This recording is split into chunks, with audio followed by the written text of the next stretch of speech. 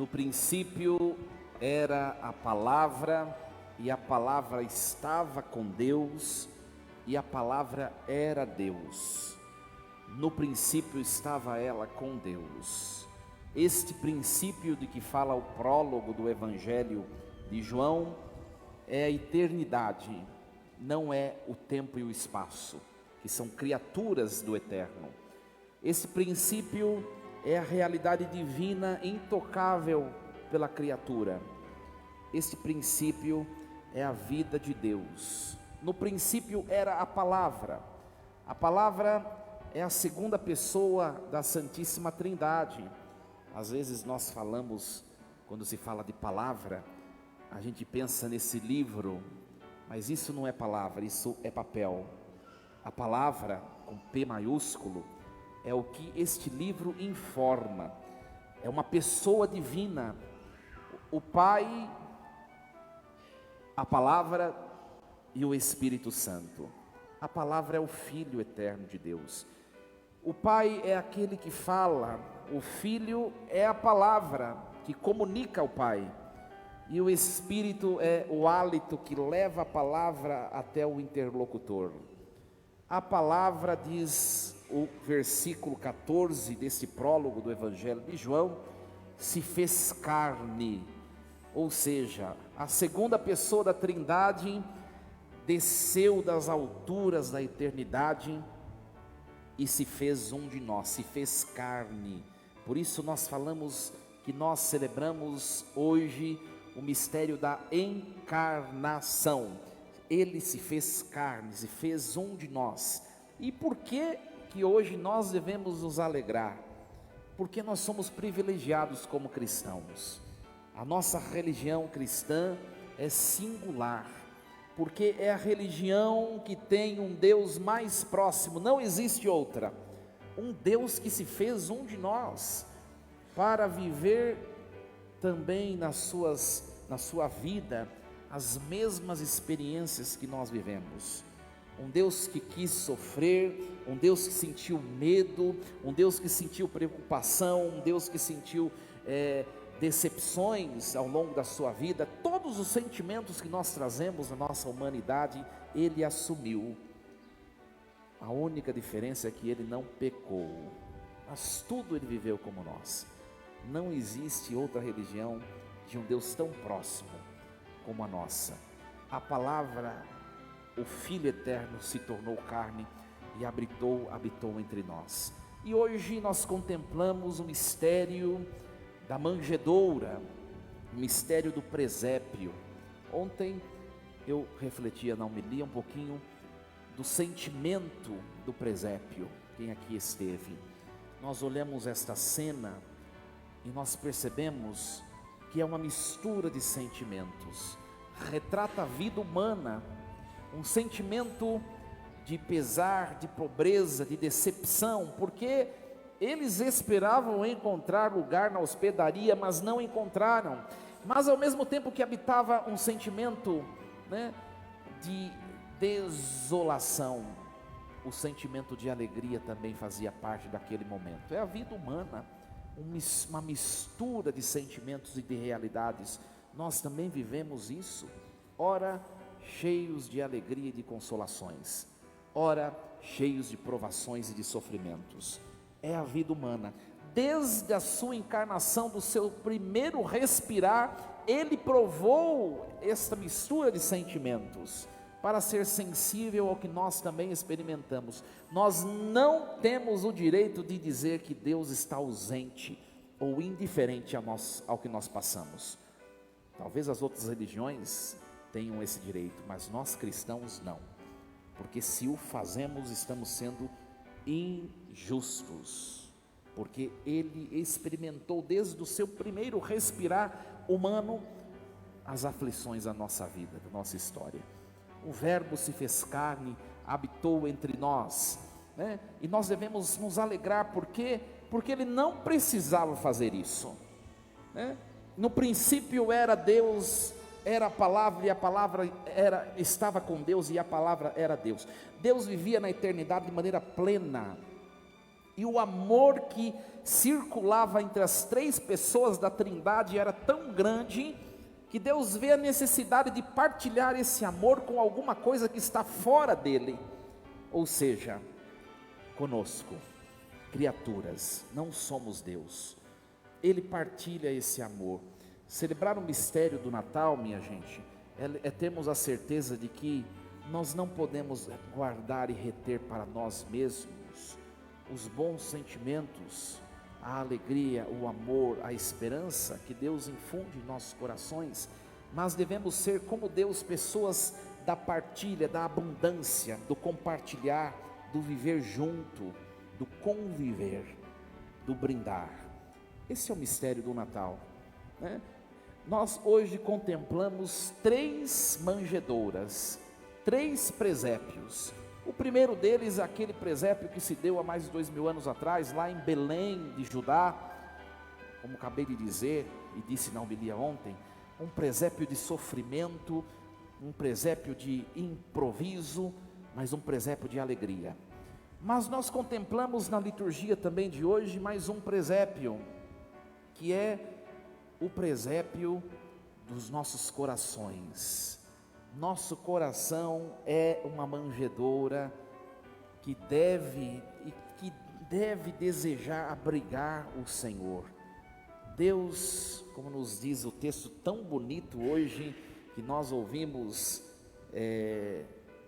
da leitura que nós ouvimos hoje, a primeira leitura de Isaías, como são belos andando sobre os montes os pés de quem anuncia e prega a paz, o bem e a salvação.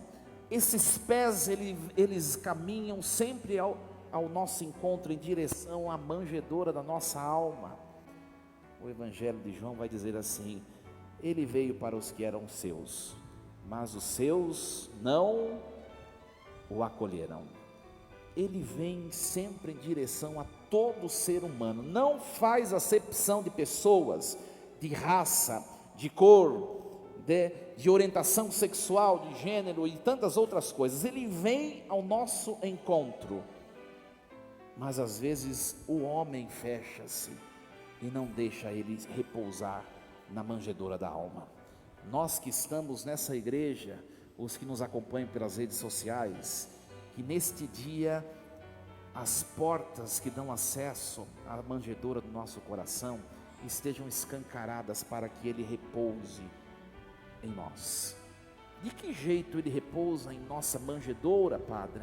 E aí vem mais uma manjedoura, mais um presépio, que é o altar. Ele repousa na nossa alma quando nós repousamos com ele na manjedoura do sacrifício santo do altar. Você quer que Jesus repouse em você? Então você precisa fazer esse movimento cíclico de repousar nele, por meio dos sacramentos da igreja.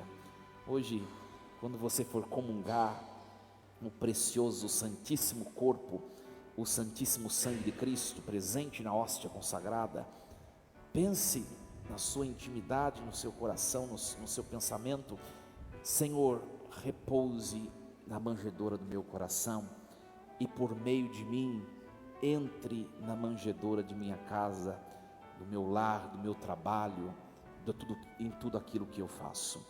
Esse altar é uma grande manjedoura.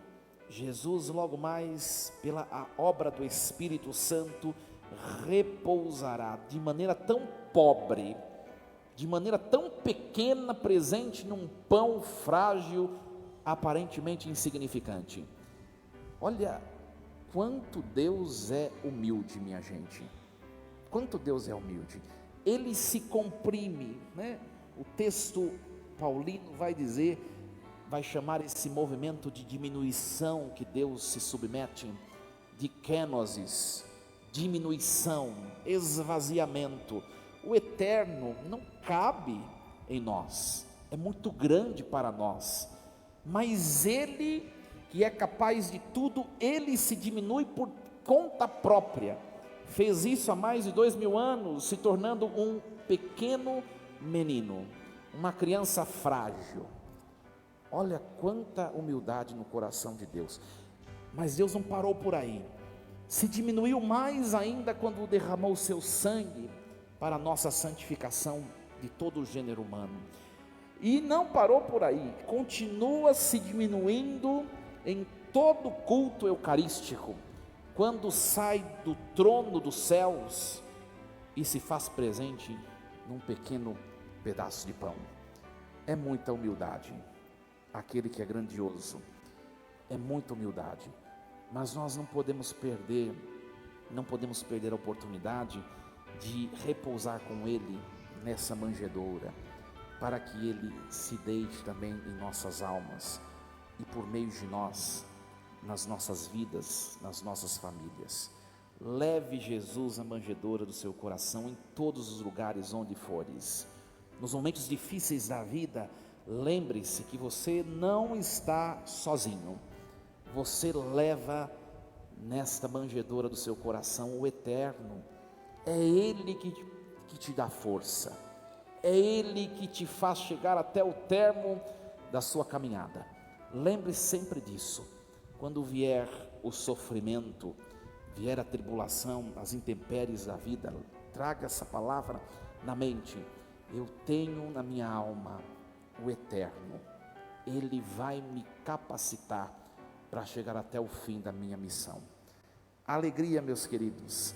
O verbo eterno, o Logos, às vezes a gente fala palavra com P maiúsculo, parece que são vozes ou é o texto bíblico. Não, é uma pessoa a palavra, do latim verbum, do grego logos, tanto faz, logos, verbum, palavra.